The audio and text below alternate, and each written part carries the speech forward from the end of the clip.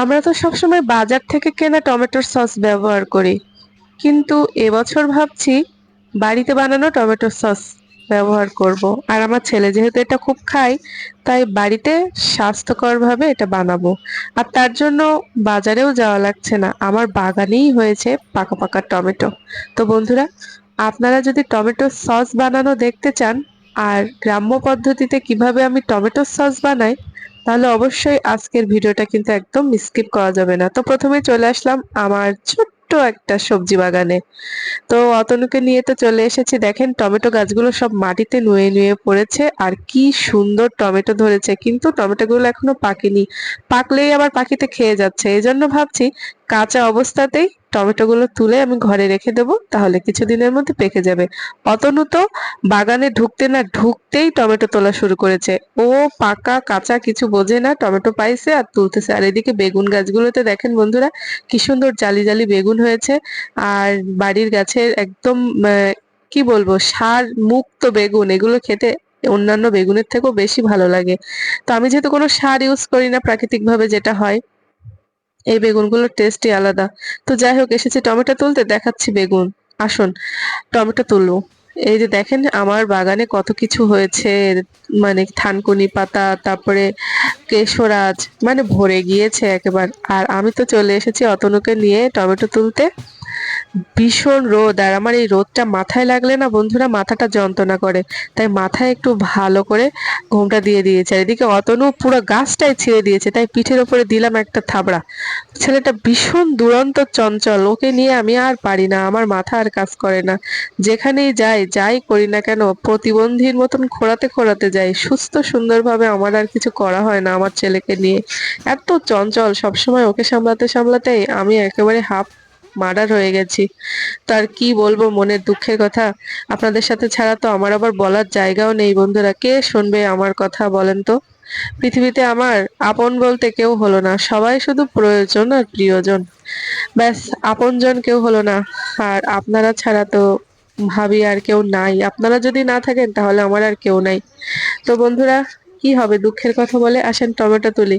আপনারা যারা বাগানে টমেটো লাগিয়েছেন বা বাগান থেকে এরকম ডাইরেক্ট টমেটো তুলে টমেটো সস বানানোর একটা কিন্তু অন্যরকম অনুভূতি বন্ধুরা। আজকে আমার সেই অনুভূতিটা ফিল হচ্ছে। তো ছেলেকে বলছিলাম যাও বন্ধুদেরকে একটু দেখায় আসো কত সুন্দর টমেটো। ওরে এসে বলতেছিল যে বন্ধুরা দেখেন একটা পাকা টমেটো পাইছি। ওর পাকা পাকা কথা শুনে তো আমি অজ্ঞান। এবার বলতেছে ভালো, আমাকে দেখা যায়নি, শুধু টমেটো দেখা গিয়েছে। তাই ক্যামেরা থেকে একটু দূরে সরে যেয়ে ওর নিজেকে দেখাইছে আর বলতেছে ওই জায়গা থেকে আমি একটা পাকা টমেটো পাইছি। পাকা বুড়োর কথা তো আর আপনাদের শোনাতে পারলাম না, যদি চান তাহলে এটা আমি শর্ট ভিডিও করে দিব। তো যাই হোক, দেখেন আমাদের কিন্তু একটা একটা করে প্রায় এক ঝুড়ি মতন টমেটো হয়ে যাচ্ছে। আর কি বলবো, আমার কিন্তু মাজা লেগে যাচ্ছিল টমেটো খুঁজে খুঁজে তুলতে। আর অতনু তো যা পাচ্ছে তাই তুলতেছে। এই কাঁচা টমেটোরও কিন্তু অনেক সুন্দর একটা রেসিপি আছে, আমি কিন্তু আপনাদের সাথে সেটা শেয়ার করব। কিন্তু তার আগে পাকা টমেটো সস বানিয়ে রেখে দেবো, সারা বছর ধরে খাবো। যেহেতু বাড়ির টমেটো কেনা লাগছে না, একটু সময় নিয়ে শুধু বানাতে পারলেই ফ্রিজের মধ্যে রেখে দেবো, সারা বছর আমার আর সস কেনা লাগবে না, ছেলে খাবে, আমার আর কোনো চিন্তাও থাকবে না, বলেন বন্ধুরা? তো দেখেন টমেটো গুলো তুলছি রোদের মধ্যে। তো কি বলবো, খুবই ভালো লাগছে। এই গাছগুলো লাগিয়েছিলাম, তো ফল, নিজের গাছের ফল তুলতে কিন্তু ভালো লাগে। এদিকে দেখেন বন্ধুরা কত টমেটো, সব কাঁচা। আর স্প্রে টেস্প্রে করতে হবে, ভালোই পোকা ধরেছে টমেটো গুলোতে। অতনু তো মনের সুখে টমেটো তুলছে, বোঝে কিছুও, তারপরও দেখেন কত আনন্দ। বাচ্চারা মায়েদের সাথে বসে বসে এরকম মাতুব্বারি করতে কিন্তু খুব পছন্দ করে, আর আমার ছেলে আমার উপরে ভীষণ মাতুব্বারি করে। দাঁড়ান, টমেটো তোলা হয়ে গেছে, আর নেব না, যা নিয়েছি অনেক নিয়েছি। এখানে প্রায় 1.5-2 কেজি মতো টমেটো আছে। এবার কয়টা বেগুন নিয়ে নেই, আজকে দুপুরে বেগুন রান্না করব। না হয়তো গাছে থাকলে পেকে যাবে। জালি বেগুন তুলে নিয়ে বাড়ি গিয়ে ট্যাংরা মাছ দিয়ে ঝোল করব। তো বন্ধুরা, আপনারা কেউ কোথাও না গিয়ে ভিডিওটি দেখুন, এমন সুন্দর ভিডিও কি মিস করলে চলবে? আর যারা আমাকে ভালোবাসবে, আপনারা তো ভিডিওটা দেখতে অনেক মজা পাবেন। এই যে দেখেন 2টা বেগুন হয়েছে, এই 2টা বেগুন দিয়ে আজকে দুপুরে একটা রান্না হয়ে যাবে। তো এবার কি করি বলেন তো, সোজা বাড়ি যাই। আর অতনু দেখেন অতগুলো টমেটোর ঝুড়ি নিয়ে পুরো রান্নাঘরে চলে এসেছে। নমস্কার বন্ধুরা, তনু রান্নাঘরে আপনাদের সবাইকে স্বাগতম। আপনারা সবাই কেমন আছেন? আশা করছি অনেক ভালো আছেন। আমি ভালো আছি। দেখলেন তো, বাগান থেকে ছেলেকে নিয়ে টমেটো তুলেছিলাম বেশ কিছুদিন আগে, 2-3 দিন হলো। গাছে অনেক টমেটো হয়েছিল, তো সেগুলো কাঁচা ছিল। বাড়িতে এনে কিছুদিন রেখেছি, এই 2-3-4 দিন রেখেছি। তো টমেটো গুলো পেকে কিরকম লাল লাল হয়ে গেছে দেখেন। আমার শাড়ির কালার আর টমেটোর কালার মিলেমিশে এক হয়ে গেছে। তো কথা না বাড়িয়ে কাজ শুরু করে দিই। আজকে বানাবো টমেটোর সস। আমার ছেলে তো সস খেতে ভীষণ ভালোবাসে, তো এই সস বানিয়ে আমি 1 বছর সংরক্ষণ করবো।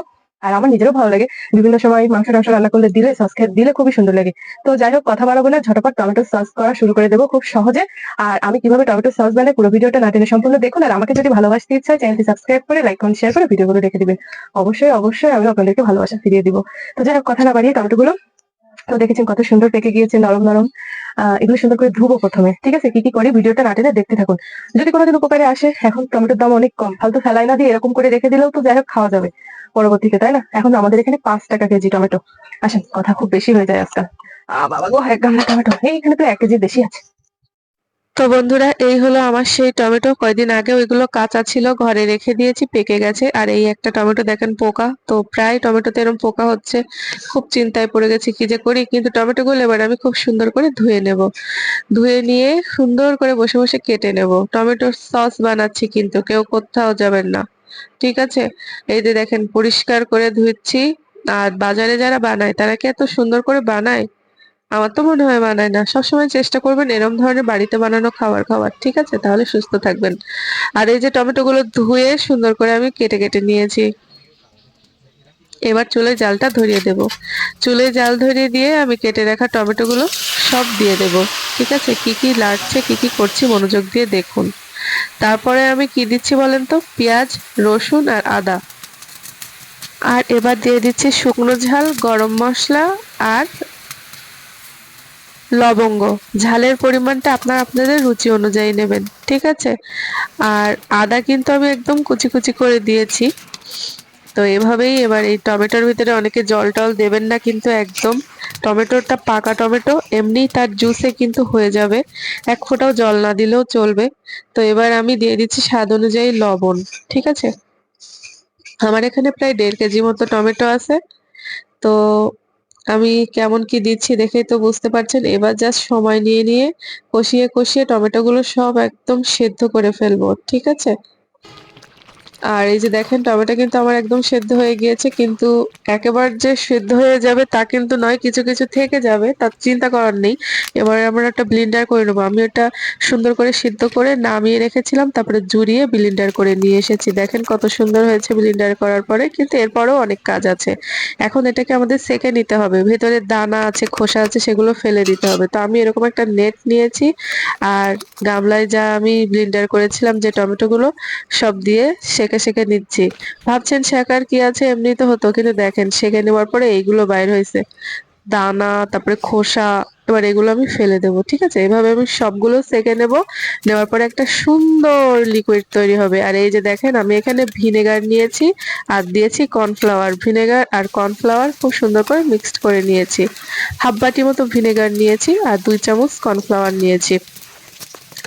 আর দিয়ে দিয়েছি এর ভিতরে চিনি, কিন্তু সেই চিনিটা আমার ক্যামেরা বন্দি হয়নি, ভুলে গিয়েছিলাম, হুটহাট করে দিয়ে দিয়েছি বন্ধুরা।